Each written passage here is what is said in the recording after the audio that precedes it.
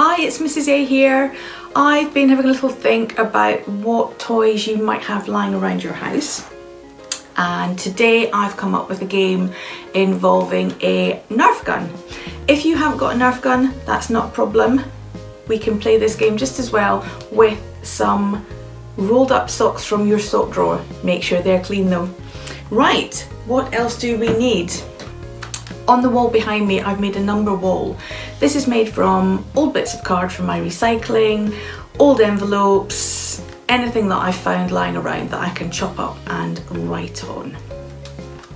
Let's get going. So I've made this a times table game. On the wall, I have got all the answers to the 3 times table. The way that we play this at school is I would say to my pupil, what is 6 times 3?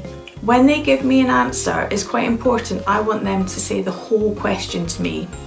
So it's going to help them remember it. They would say to me, 6 times 3 is 18. They're going to take aim and fire at 18. If you haven't got a Nerf gun and you're playing with socks, that's absolutely fine. I might say, what is 7 times 3? My pupil would say 7 times 3 is 21. They're going to take aim with their sock and fire, and it's as simple as that. Now there's a couple of little things here that might help. If your child is struggling with certain parts of a times table, when I've made my cards, I have put a little Q on it. So the card has the answer, but it's also got the question. The more the children play this and practice, this will become automatic, and eventually they won't need that bit anymore.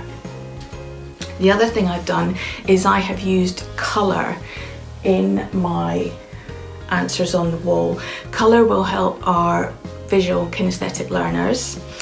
It gives them another reference point, almost another memory aid for certain answers they might find tricky.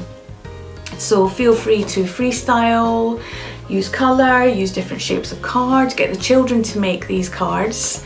That'll take up a little bit of time as well, and go and have some fun with your Nerf gun or softball times tables.